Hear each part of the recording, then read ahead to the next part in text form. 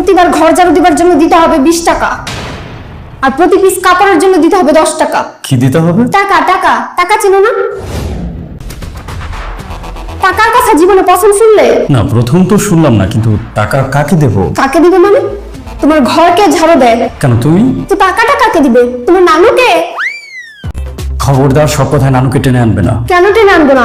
100 বার টেনে আনবো। কি করবে তুমি? আমি তোমাকে কি করব? হ্যাঁ হ্যাঁ, কি করবে? আমি কি করব তোমাকে? কি করবে তুমি বলো? আমি তোমাকে কিচ্ছু করব না, কারণ নারীদের গায়ে হাত তোলা কাপুরুষের লক্ষণ। বেঁচে গেলে। এসেছে আমার সুপুরুষ, আমার টাকা দাও। আর কি আশ্চর্য, কিসের টাকা দেবো? এক কথা আমি আর কতবার বলবো? তুমি কি কানে কম শোনো? আগে তো আমি কানে কম শুনতাম না, ইদানিং তোমার চিৎকার চেঁচামেচি শুনে সম্ভবত কানে একটু কমই শুনছি। আমার সাথে একদমই ফালতু কথা বলবে না। আমার টাকা দাও, তা না হলে তোমার বাসার সমস্ত কাজ ফেলে আমি চলে যাব। তুমি কোথায় যাবে? আমি কোথায় যাবো সেটা কি তোমাকে বলে যেতে হবে? একদম কাজের লোক পেয়ে বসেছো আমাকে, তাই না? সব কাজ ফ্রি ফ্রি করে দেই তো, এর জন্য আমার মাথায় উঠে বসেছো। নিজেকে দেখেছো?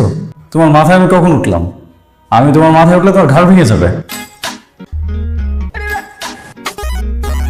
তুমি কিন্তু এখন ঝাড়ুর বাড়ি খাবে। আর না, ঠিক আছে, আমি যাচ্ছি। তাই যাচ্ছ কোথায়? আমার কথা শুনে যাও। ঠিক আছে, বলো, শুনছি। প্রতিবার রান্নার জন্য আমাকে দিতে হবে 100 টাকা।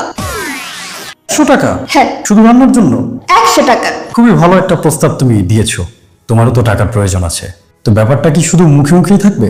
মুখে মুখে থাকলে তো তুমি একসময় ভুলে যাবে, তখন আবার টাকাটা তুমি পাবে না।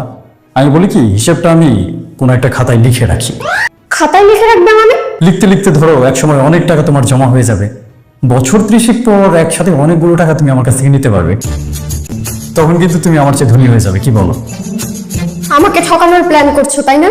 না মানে, হিসেবটা যদি খাতায় ঠিকঠাক মতো না লেখা থাকে, ঘরের এত কাজ, পরবর্তীতে হিসাবে গোলমেল লেগে যাবে না, তখন তো টাকাটা তুমি আবার ঠিকঠাক মতো পাবে না। তোমার ভালোর জন্যই বলছিলাম।